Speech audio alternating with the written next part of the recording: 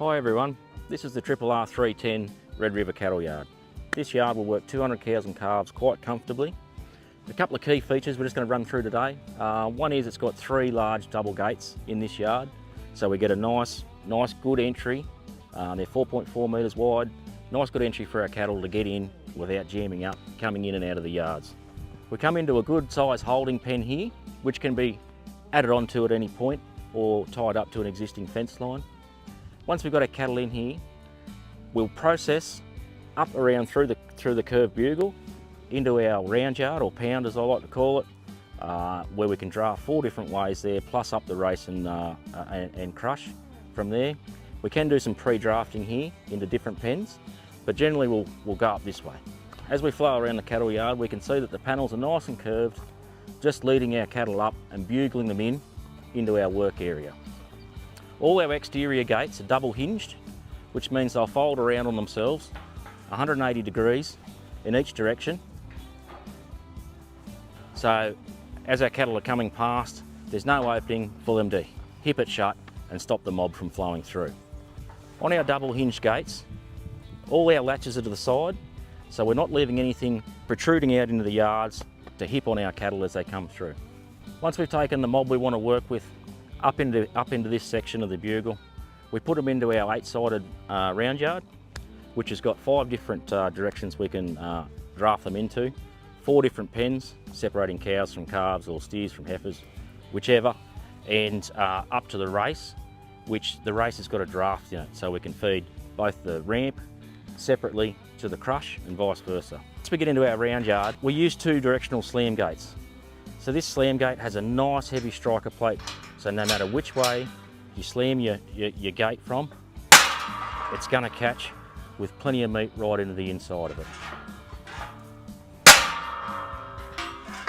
Once we're in the round yard, with your half a dozen or whichever you like at a time, it's a nice size, it's not too large, it's about 5.8 metres across, which means whilst I'm holding the gate and I have a waddy out, I can nearly touch everything on the nose from the other side. Once we do our drafting, we'll feed our cattle up into the curved G-force here. So as you can see, the purpose of the G-force is to keep us safe behind the cattle. We can throw the gate behind them and we're nice and safe to work, and push your cattle up to your race.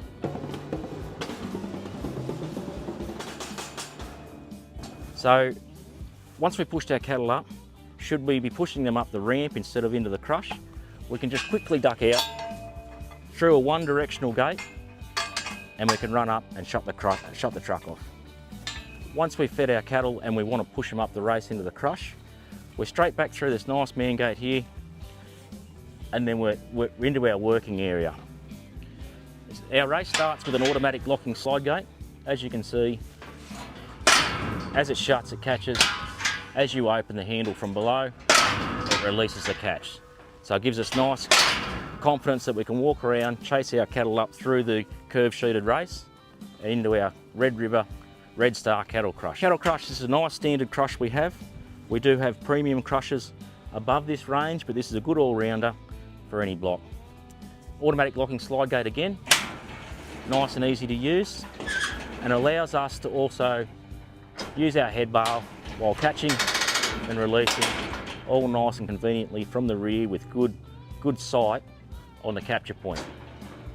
So the capture point itself features these collar bars.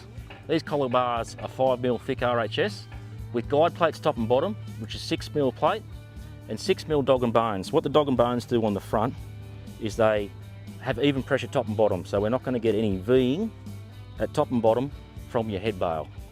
The head bale itself runs off a Biseloy ratchet plate with a hardened steel block.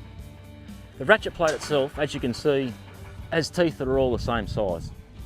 The point of the mechanism there is it's cantilevered, so as the head bale gets closer together, your points of locking actually get smaller and smaller.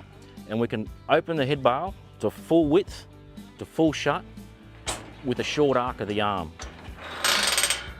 Every crush of ours comes standard with a chin bar, from this chin bar up to the heavy duty hydrolock.